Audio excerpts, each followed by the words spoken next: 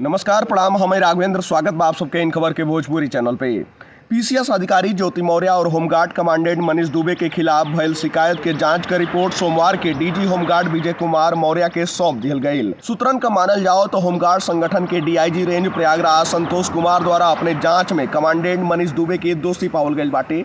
उनके खिलाफ विभागीय जांच शुरू कैले का सिफारिश कल गई बाटे। उनके जल्द ही निलंबित भी कल जा सकेला। वहीं दूसरी ओर बरेली में चीनी मिल में तैनात पीसीएस ज्योति मौर्य के खिलाफ जांच में मिलल तथ्य से शासन के अवगत करावल जाई। ध्यान रहे कि प्रकरण सामने अले के बाद मनीष दुबे का तबादला गाजियाबाद से महोबा कर दिया गया रहे। वहीं ज्योति मौर्य द्वारा नियुक्ति विभाग के अपने खिलाफ हो रहा दुष्प्रचार के लेके हाल ही में एगो प्रत्यावेदन भी सौंपल गई बाटे, जेमे प्रकरण के जांच करा के दोषियन के दंडित कैले का मांग कल गई बाटे। होमगार्ड विभाग की रिपोर्ट में सामने आयल तथ्य के आधार पर अब नियुक्ति विभाग ये प्रकरण में आगे के जांच का रूपरेखा तय करी। दरअसल ज्योति मौर्य के पति आलोक मौर्य द्वारा होमगार्ड संगठन में शिकायत कल गई रहे कि कमांडेंट मनीष दुबे का उनकी पत्नी के साथ अफेयर चल रहा बाटे और दोनों लोग उनकी हत्या का साजिश रच रहा बाटे।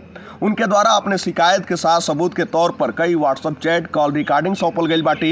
यदि शिकायत के बाद डीजी होमगार्ड द्वारा प्रयागराज के डीआईजी के जांच सौंप दियल गई बाटे। सूत्रन का मानल जाओ तो आलोक मौर्य द्वारा होमगार्ड संगठन के ज्योति मौर्य और मनोज दुबे के बीच मोबाइल पर भइल बातचीत का कुछ रिकॉर्डिंग दियल गई बाटे। ये दोनों में आलोक दुबे के रास्ता से हटौले का बात कर रहा बाने।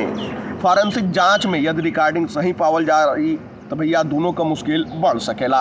फिलहाल जानकारी में इतना ही। देश दुनिया से जुड़ल तमाम खबर देखे खातिर आप सब जुड़ल इन खबर भोजपुरी के साथ। तब तक खातिर नमस्कार।